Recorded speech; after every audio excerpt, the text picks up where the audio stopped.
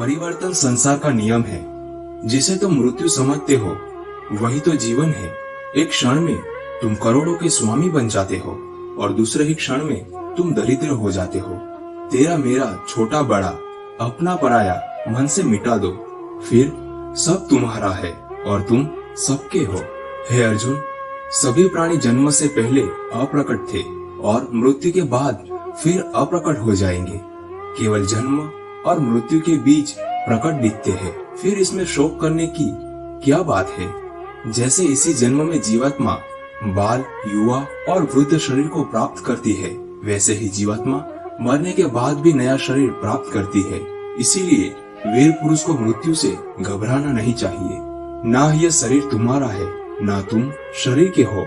यह अग्नि, जल, वायु, पृथ्वी और आकाश से मिलकर बना है और इसी में मिल जाएगा। परंतु आत्मा स्थिर है। फिर तुम क्या हो? आत्मा अजर अमर है। जो लोग इस आत्मा को मारने या मरने वाला मानते हैं, वे दोनों ही नासमझ है। आत्मा ना किसी को मारती है और ना ही किसी के द्वारा मारी जा सकती है। आत्मा ना कभी जन्म लेती है और ना मरती है। शरीर का नाश होने पर भी इसका नाश नहीं होता। जैसे मनुष्य अपने पुराने वस्त्रों को उतारकर दूसरे नए वस्त्र धारण करता है, वैसे ही जीव मृत्यु के बाद अपने पुराने शरीर को त्याग कर नया शरीर प्राप्त करता है। शस्त्र इस आत्मा को काट नहीं सकते, अग्नि इसको जला नहीं सकती, जल इसको गीला नहीं कर सकता और वायु इसे सुखा नहीं सकती। सम्मानित व्यक्ति के लिए अपमान मृत्यु से भी बढ़कर होता है। जो हुआ है वह अच्छा हुआ है, जो हो रहा है वह अच्छा हो रहा है और जो होगा वह भी अच्छा ही होगा।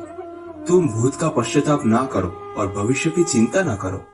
वर्तमान अभी चल रहा है। क्रोध से भ्रम पैदा होता है, भ्रम से बुद्धि व्यग्र होती है। जब बुद्धि व्यग्र होती है तब तर्क नष्ट हो जाता है और जब तर्क नष्ट होता है तब व्यक्ति का पतन हो जाता है। सुख दुख, लाभ हानि और जीत हार की चिंता न करके मनुष्य को अपनी शक्ति के अनुसार कर्तव्य कर्म करना चाहिए। ऐसे भाव से कर्म करने पर मनुष्य को पाप नहीं लगता। खाली हाथ आए और खाली हाथ वापस चले। जो आज तुम्हारा है कल किसी और का था, परसों किसी और का होगा। तुम इसे अपना समझकर मग्न हो रहे हो। बस यही प्रसन्नता तुम्हारे दुखों का कारण है। जो मन को नियंत्रित नहीं करते हैं उनके लिए वह शत्रु के समान कार्य करता है। तुम्हारा क्या गया जो तुम रोते हो? तुम क्या लाए थे जो तुमने खो दिया? तुमने क्या पैदा किया था जो नाश हो गया? ना तुम कुछ लेकर आए थे, जो दिया यहीं पर दिया, जो लिया इसी भगवान से लिया, जो दिया इसी को दिया।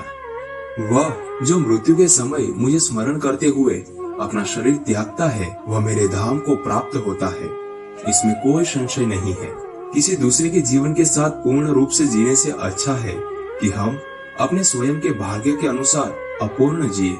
एक उपहार तभी अच्छा और पवित्र लगता है जब वह दिल से किसी सही व्यक्ति को सही समय पर और सही जगह पर दिया जाए और जब उपहार देने वाला व्यक्ति का दिल उस उपहार के बदले कुछ पाने की उम्मीद न रखता हो।